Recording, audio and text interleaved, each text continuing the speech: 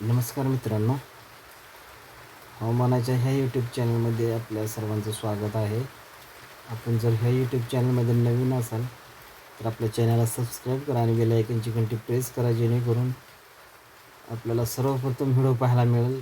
तर मित्रांनो, गेले काही दिवस उन्हाचा पारा जो आहे तो वाढलेला असून महाराष्ट्रात आणि महाराष्ट्रालगतील काही बहुतांश भागांमध्ये जवळजवळ 40-42 तर काही ठिकाणी 43पर्यंत जो उन्हाचा जो आकडा आहे तो वाढलेला किंवा कमी जास्त होताना आपल्याला पाहायला मिळत आहे. त्यात एक आनंदाची बातमी आहे की काही भागांमध्ये ढगाळ वातावरण आहे, तर काही ठिकाणी मान्सूनपूर्व पाऊस किंवा पावसाच्या हलक्या सरी जे आहेत ते आपल्याला पडताना पाहायला मिळत आहेत. तर जो मान्सूनचा प्रवास आहे तो बहुतांश अंदमान निकोबारच्या बेटातून काहीसा प्रमाणात पुढे सरकलेला आपल्याला सॅटेलाईटद्वारे दिसत आहे, परंतु अजूनपर्यंत मान्सून जो आहे तो केरळमध्ये आलेला नाही. मान्सूनपूर्व पाऊस जो आहे तो केरळमध्ये पडत आहे. सध्या स्थिती जी आहे ती केरळमध्ये आपण पाहू शकता की तामिळनाडू आणि केरळचा जो भाग आहे तर त्या भागामध्ये सध्या मुसळधार पाऊस वादळी वाऱ्यासह त्या ठिकाणी चालू आहे. परंतु हवामानाचा जो अंदाज आहे तो मान्सून फ्री पाऊस आहे असं म्हटलं जातं आहे. परंतु पुढील काही दिवसांमध्ये हे वातावरण निवळेल अशी आशा आहे आणि मान्सूनचा जो पाऊस आहे तो आपण आशा करूया की केरळातून लवकरात लवकर आपल्या महाराष्ट्रामध्ये त्याची जी सुरुवात आहे ती हो.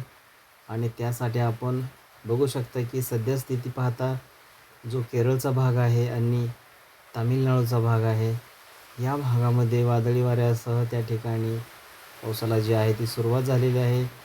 तर महाराष्ट्रामध्ये आपण पाहिली स्थिती तर मित्रांनो, महाराष्ट्रामध्ये सुद्धा आपण बघू शकता की ढगाळ वातावरण तिथे हे तयार झालेलं असून काही ठिकाणी रिमझिम स्वरूपाचा का होईना पाऊस हा होऊ शकतो, तर काही ठिकाणी मुसळधार पाऊस हा होण्याचा अंदाज हवामान विभागाने वर्तविलेला आहे. परंतु आपण बघू शकता की महाराष्ट्र राज्यातील सोलापूर, बार्शी, अकलूज, दौंड तसंच बीडलगतील काही भाग, लातूरचा काही भाग ह्या भागामध्ये काही ठिकाणी रिमझिम स्वरूपाचा तर काही ठिकाणी मुसळधार स्वरूपाचा पाऊस जो आहे तो पडू शकतो असं हवामान विभागाने अंदाज जो आहे तो वर्तविलेला आहे.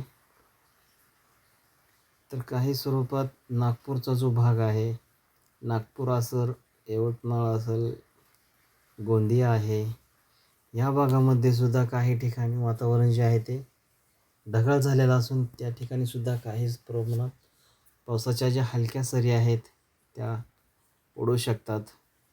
तर छत्रपती संभाजीनगरचा जो भाग आहे तर छत्रपती संभाजीनगरचा जो भाग आहे तर त्या भागामध्ये सुद्धा काही ठिकाणी ढगाळ वातावरण आहे.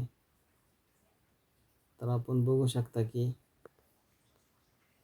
दौंडचा जो भाग आहे त्या ठिकाणी सुद्धा काही स्वरूपात हलक्या सरी ज्या आहेत ते पावसाच्या पडू शकतात. तर आपण बघू शकता की विशाखापट्टणम लगतील जो काही भाग आहे तर आपण बघू शकता की ओडिशा लगतील हा जो भाग आहे या भागामध्ये सुद्धा काही ठिकाणी वादळी वाऱ्यासह आणि विजाच्या कडकडाटासह मुसळधार पाऊस जे आहे तो ह्या ठिकाणी पडू शकतो. आपण बघू शकता की विजाच्या कडकडाटासह मुसळधार पाऊस हा ओडिसाच्या जो हा सर्कल तयार झालेला आहे,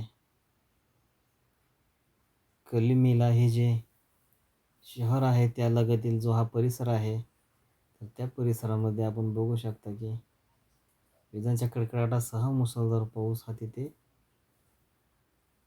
पडताना आपल्याला जो सॅटेलाईटद्वारे जो इशारा आहे तो हवामानाने दिलेला आहे. तर मित्रांनो, हवामानाच्या अशाच माहितीसाठी आपल्या चॅनलला आपण नक्की सबस्क्राईब करा.